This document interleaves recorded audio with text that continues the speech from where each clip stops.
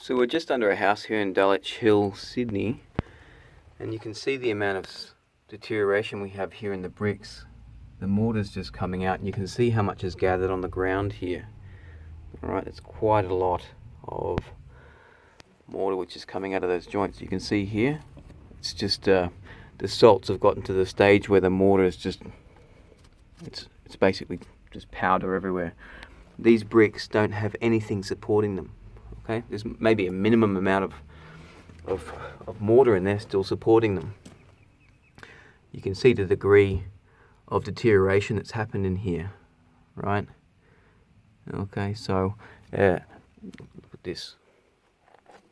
That's all your mortar which is deteriorating. Okay, so putting these fans in here, it stops your moisture underneath the house here making your house smell.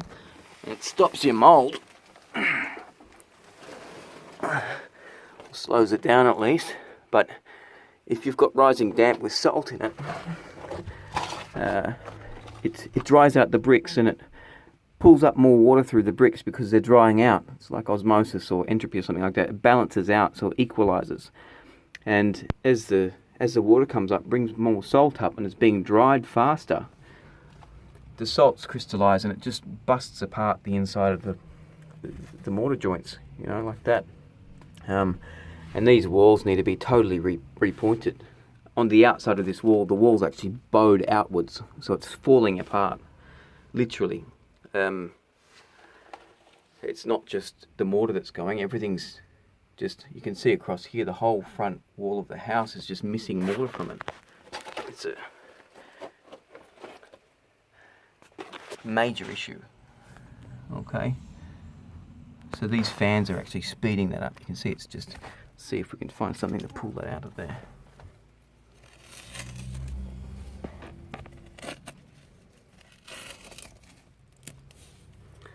Alright, you can see this.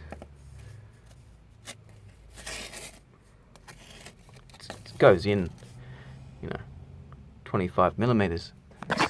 This one, look how deep that goes. All the way in. I've got my thumb on the end of that, and that's how long it is. So that's how deteriorated all this is. The whole front part of the house here has got it. It's just it's a major issue. Alright, you can probably move some of these bricks here. Wouldn't doubt you could pull some of them out. You can see that's not even in line anymore. It's got a ledge there, it's just dropped. Okay, so you really need to be careful when you start dealing with rising damp. Putting fans in is not the solution for rising damp. Look at all this dust on here on the ground. Look, there's just, like, that's all from your mortar. And you can see here these bricks are just, they're just about to fall out. Okay, put the old damp course there. Even above the old damp course we've got deterioration happening. So the damp course has failed, obviously. It's an old bitumen. You can see it's just crumbling. Alright, so if we go across here, this is the common wall with the neighbour. And the common wall is the same. It's just massive damage. Right, it's a big job to do this. Now, it wouldn't shock me if the neighbour has the same problem. You can see the dust on the ground there from the mortar. It runs the whole length of the wall. It's just falling apart. So look at it. Look at that. Crazy. So the fans get rid of your mold and your dust, your damp smells, but it does this to your house.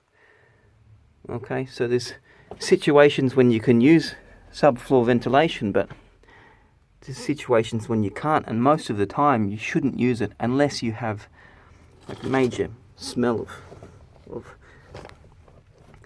mold and moisture upstairs. You know, these bricks are sagging in the wall. They're not even sitting straight anymore. Okay, it's watch this. The whole front of the house is like this. Every brick. Okay, so just be careful when you get told things about subfloor ventilation, because, you know, look how thick that is. It's literally, it's piled up against the wall there. That's from the mortar. Right, let's dig through it. Look how all that is from all that's from your mortar. That's mortar that's turned to dust. Okay. Alright, so